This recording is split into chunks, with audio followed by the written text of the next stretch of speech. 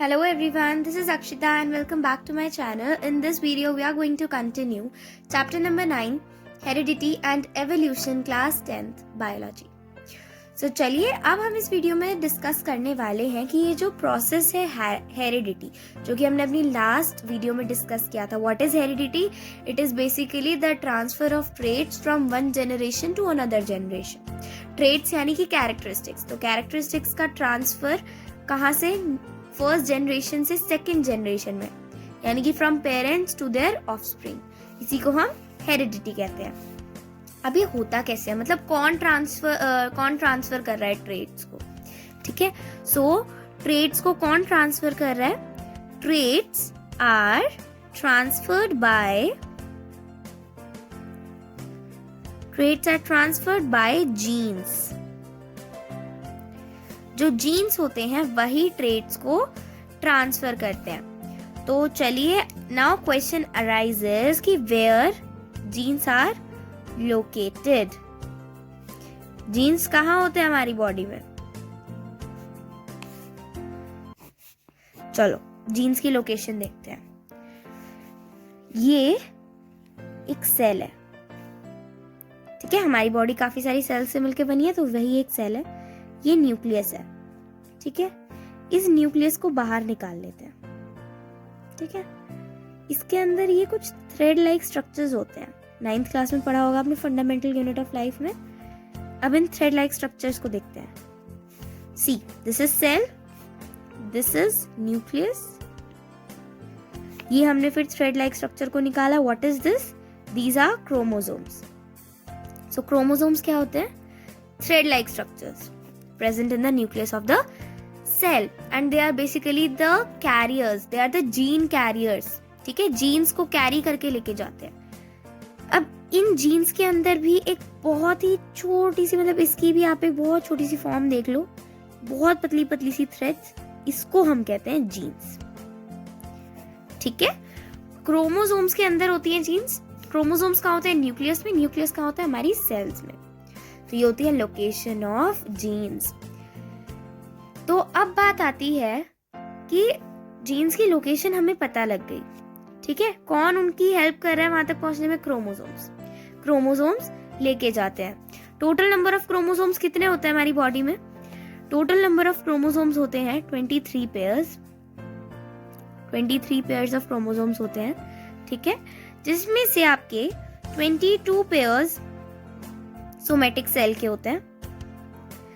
Somatic cells मतलब जो कि आपकी फंक्शनिंग, आपकी डिफरेंट फंक्शनिंग्स में हेल्प करते हैं. ये सोमेटिक पेयर्स कहा जाता है. सोमेटिक पेयर्स ऑफ क्रोमोसोम्स, और यू कैन से सोमेटिक क्रोमोसोम्स. ठीक है, फिर बात आती है इनके साथ एक पेयर होता है प्लस 1 पेयर. अगर यहाँ हम बात कर रहे हैं बॉय की, ठीक है, तो ये एक बॉय यानी कि एक मेल के अंदर होगा.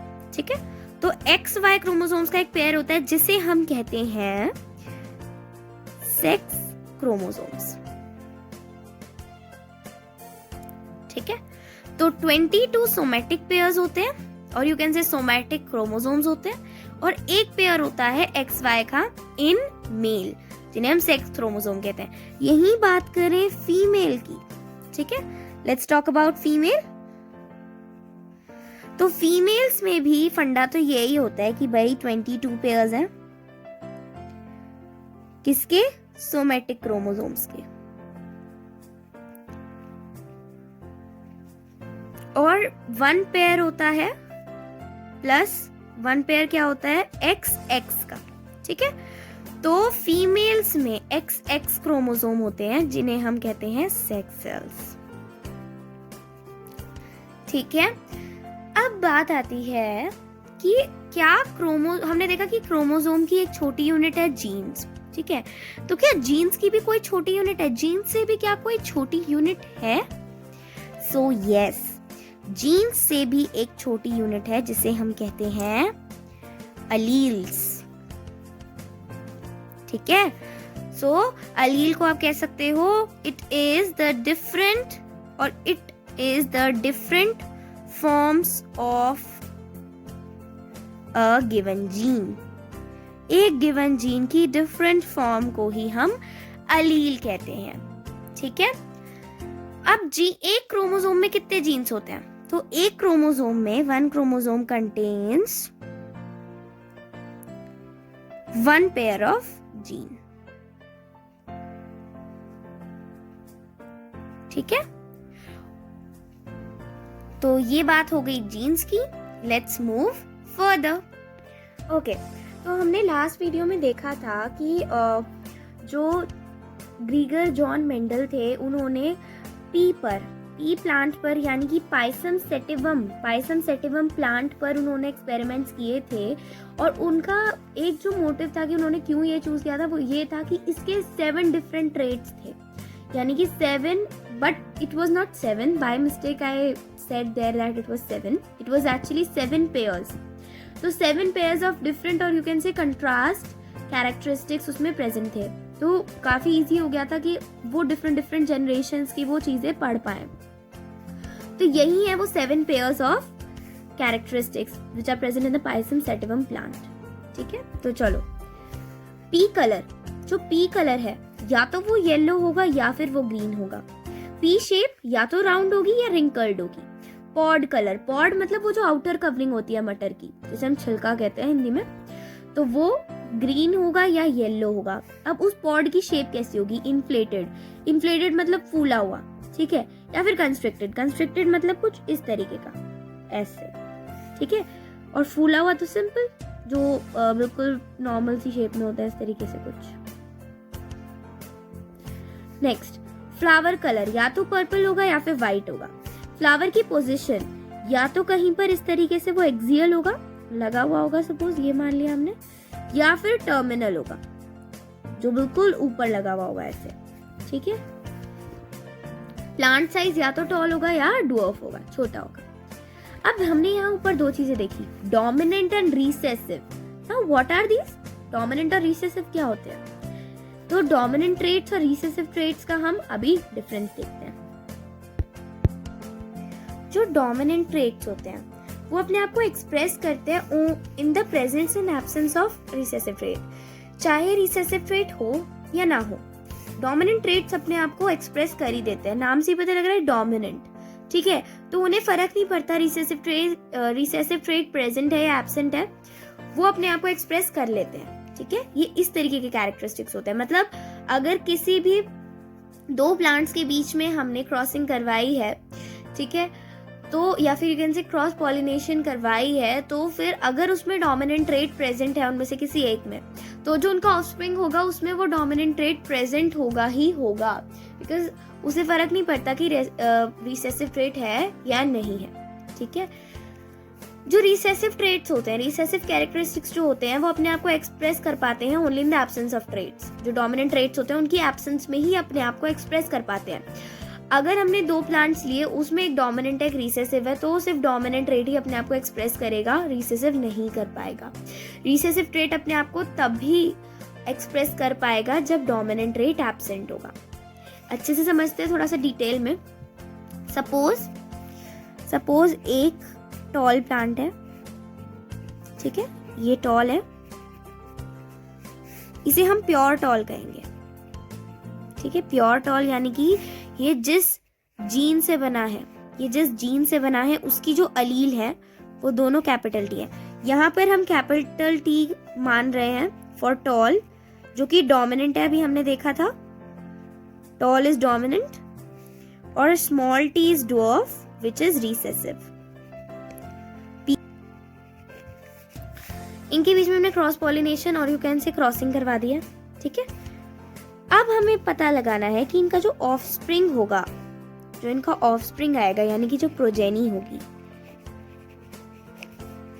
वो ड्वार्फ होगी या टॉल होगी।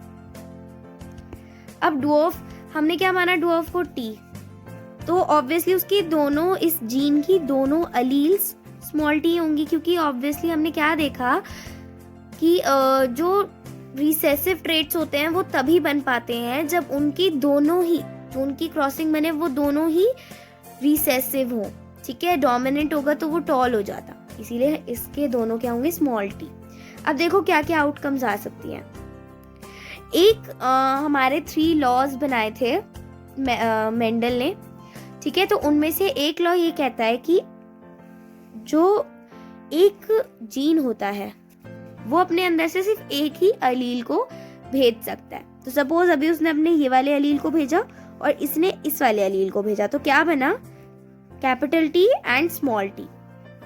ठीक है, अब इससे क्या बनेगा? मैंने क्या बोला कि जो डोमिनेंट होता है, अगर डोमिनेंट प्रेजेंट है तो डोमिनेंट को फर्क नहीं पड़ता कि उसके साथ रिसेसिव है, जो दूसरा अलील है वो रिसेसिव है या डोमिनेंट है।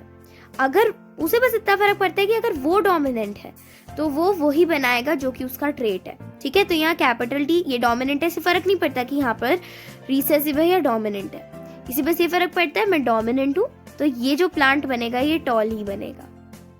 सेकेंड आउटकम भी ऐसी बनेगी, ये वाला सपोज अब की बार ये वाला अलील भेज दिया और ये वाला अलील भेज दिया तो भी यही बनेगा।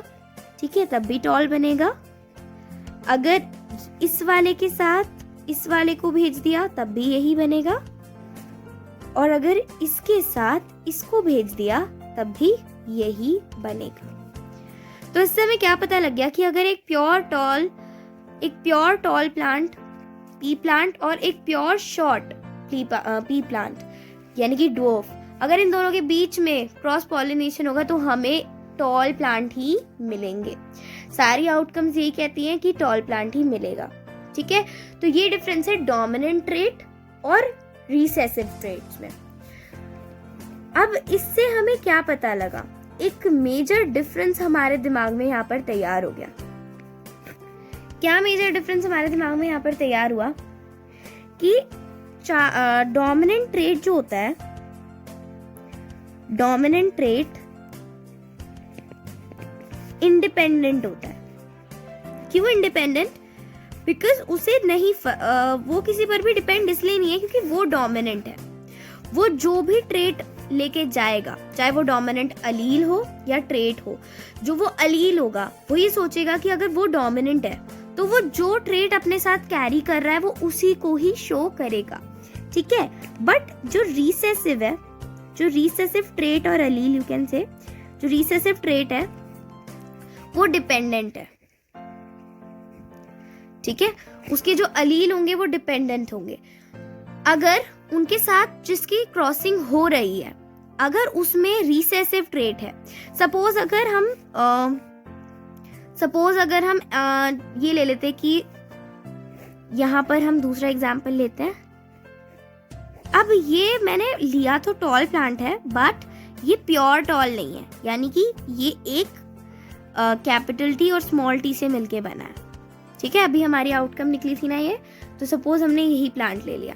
ठीक है, और हम दूसरा भी हम ऐसे ले लेते हैं, capital T and small T. ठीक है, ये हमारी थी P1 यानी कि पेरेंट जनरेशन, ये हमारी पेरेंट जनरेशन थी। ठीक है, इसके बाद ये जो हमारी जनरेशन निकली ये थी हमारी F1 जनरेशन। ठीक है, अब हम इसी F1 जनरेशन में हमने सेल्फिंग करवाई। अब देखो क्रॉसिंग इससे because they were two different things, but यहाँ पर हमने दो प्रोजेनी की ही आपस में हम क्रॉसिंग कराने वाले हैं, इसीलिए हम इसको सेल्फिंग कहेंगे या फिर सेल्फ पॉलिनेशन का नाम देंगे। ठीक है, तो हमने इन्हीं दो में से ये ली और इसी को हम कहेंगे F2 जनरेशन। F2 जनरेशन मतलब जो भी बनेगा इनसे। ठीक है, वो हो गई F2 जनरेशन। अब देखो करा दी हमने इसकी सेल्फिंग और यू कैन से सेल्फ पॉलिनेशन। अब देखो क्या होगा, सपोज उसने ये वाला भेजा और इसने भी ये वाला भेजा, तो हमें प्योर टॉल प्लांट यहाँ पे मिलेगा। ठीक है, ये वाला भेजा और ये वाला भेजा, small T and capital T, तो यहाँ हमें टॉल प्लांट मिलेगा, not pure but tall plant होगा। अब मानो कि ये वाला टी आ गया और ये वाला टी आ गया। ठीक है, यहाँ पर भी कैपिटल टी स्मॉल टी बन गया, तो प्योर टॉल नहीं मिला बट हाँ टॉल मिल गया।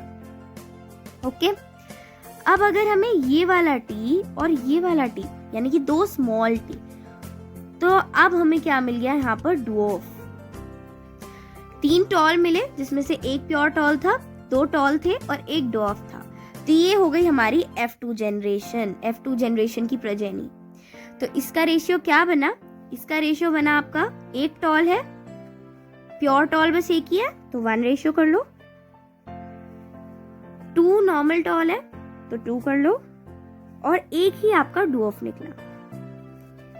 तो आपका इसका जो रेशियो बना वो बना 1:2:1। और इसी के साथ हमने रिसेसिव और डोमिनेंट ट्रेट्स का डिफरेंस देखते देखते हमने अपना एक और टॉपिक कंप्लीट कर लिया है, जिसका नाम था आपका मोनोहाइब्रिड क्रॉस। मोनोहाइब्रिड क्रॉस यही है। मोनो मतलब आपने साइंस मैथ्स में पढ़ा है, मोनो मतलब होता है 1, मोनोमियल्स बायनोमियल्स वो सब आपने पढ़ा हुआ है। तो मोनो मतलब होता है 1। तो इसमें हमने क्या पढ़ा, हमने 1 ट्रेट की स्टडी की, ठीक है। This was the study of 1 trait. कौन सी ट्रेट ली हमने ली प्लांट साइज वाली ट्रेट हमने ली, टॉल और डुअर्फ, जिसमें से टॉल डोमिनेंट था, रिसेसिव था डुअर्फ, ठीक है। तो हमने देखा सबसे पहले हमने P1 जनरेशन में क्रॉसिंग करवाई, P1 जनरेशन में P1 मतलब पेरेंट जनरेशन, ठीक है, पेरेंट जनरेशन में हमने क्रॉसिंग करवाई, ठीक है। एक प्योर टॉल था, दूसरा डुअर्फ था। जब इनकी क्रॉसिंग हुई तो हमें पता लगा कि इस तरीके से हमारी यहाँ पे जो 4 आउटकम्स निकली वो सारी ही टॉल की बनी, ठीक है, but not pure tall, only tall की हमारे यहाँ पर जो प्रोजेनीज बनी वो टॉल थी। फिर हमने इन्हीं में से ही 2 प्रोजेनीज को उठाया और उन्हें F2 जनरेशन प्रोड्यूस करने के लिए सेल्फिंग कराई, सेल्फ पॉलिनेशन करवाई।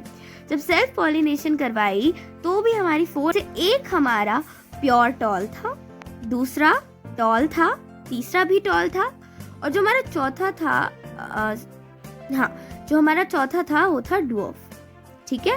तो इससे हमारा जो रेशियो बना वो बना 1 जो कि है प्योर टॉल, 2 जो कि है टॉल, और 1 जो कि है आपका डुअर्फ, ठीक है। तो ये हमारा रेशियो बना। इसी के साथ हमने इस वीडियो में खत्म कर लिया है मोनोहाइब्रिड क्रॉस। सो इसके बारे में और डिस्कस करने के लिए हम मिलते हैं अपनी नेक्स्ट वीडियो में। Till then, please like, share and subscribe my channel, and if there is any query, please tell me in the comment section. Thank you.